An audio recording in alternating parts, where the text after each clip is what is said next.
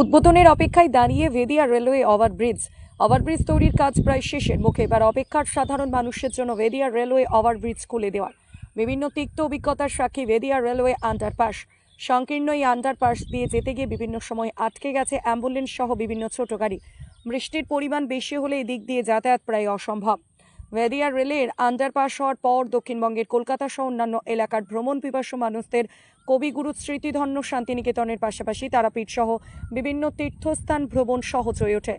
একই সঙ্গে উত্তরের বিভিন্ন জেলার বাসিন্দারা রোগী নিয়ে বর্ধমান, কলকাতা সহ অন্যান্য মেডিকেল কলেজ ও হাসপাতালে যেতে পারে। কিন্তু বৃষ্টি হলেই আন্ডারপাসে জল জমে সেটি ব্যবহারের অনুপযুক্ত হয়ে ওঠে, ফলে ভোগান্তির শেষ থাকে না। সবার সুবিধার্থে হাইওয়ে কর্তৃপক্ষ ভেদিয়ার আন্ডারপাসের কাছে ফ্লাইওভার নির্মাণের সিদ্ধান্ত নেয়। ফ্লাইওভারের প্রায় সমস্ত কাজ শেষ, যেটুকু বাকি আছে সেটাও শেষ করতে যুদ্ধকালীন তৎপরতার সঙ্গে কাজ চলছে। দপ্তর সূত্রে জানা যাচ্ছে খুব শীঘ্রই যান চলাচলের জন্য ফ্লাইওভারটি চালু করা হবে এবং এরই হাত ধরে দীর্ঘদিনের প্রতীক্ষার অবসান হতে চলেছে।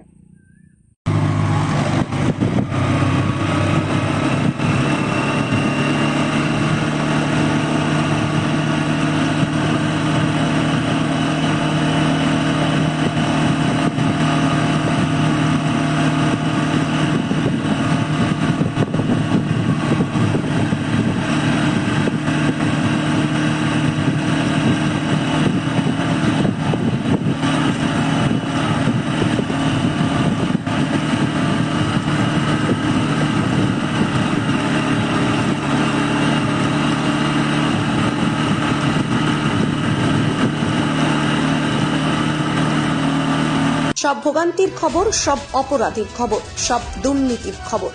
থিঙ্ক নিউজ, বাংলা খবর, বাংলার খবর।